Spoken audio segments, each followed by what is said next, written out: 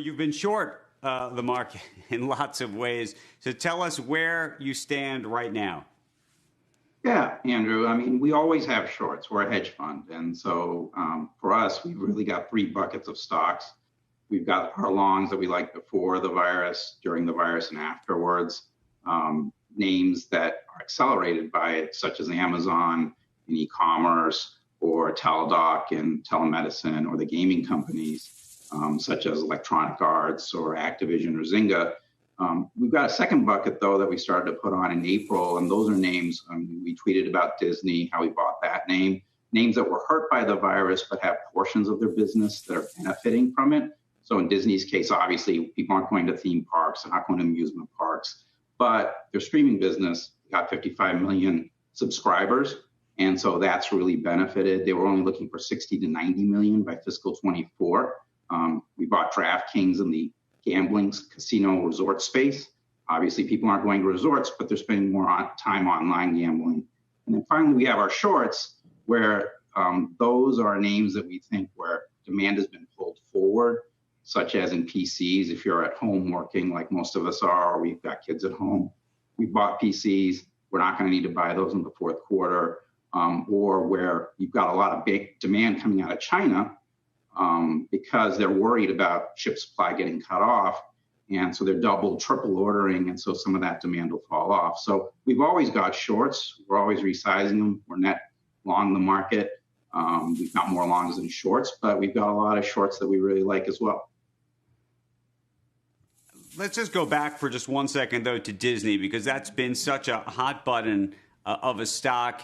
They do have the streaming business, which I know you're excited about. And then, of course, they have the theme park business and the traditional film business and so much more, merchandising and everything else.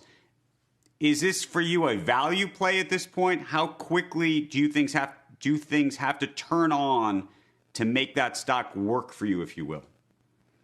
Well, again, remember, it's part of a portfolio of names. So you talked earlier in the earlier segment about Moderna and the vaccine they have coming. And obviously, to get people to go back to theme parks, et cetera, it's important for people to feel safe, or whether they're getting on an airplane or going into work or even the grocery store, et cetera. And so for us, that's one of those names where, let's say the vaccine does work, or we get therapies that are very effective.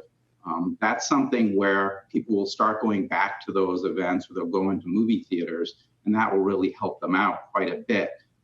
If that doesn't work, that stock will obviously be one. We were short Disney starting back in mid-February. We got long it again after they reported, and they said, look, we're not paying our dividend.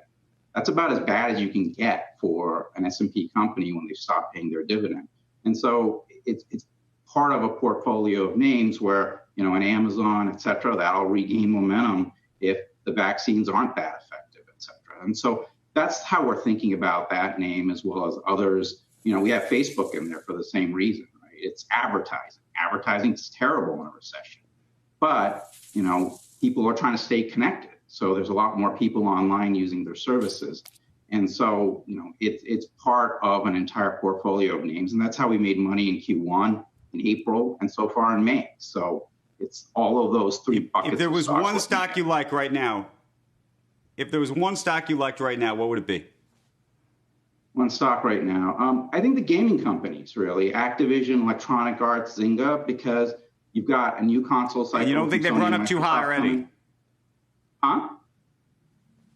You don't think they've already run up? No, because here's the thing, right? You've got a new console cycle coming from Sony and Microsoft for the first time in 7 years. So that's going to be really powerful as we get towards the holiday season. The second thing that you have coming is that you've got streaming services from Microsoft, Amazon, Google coming. So now you can play these video games on your cell phone, your PC, your tablet. That's 5 billion installed devices versus 150 million game consoles.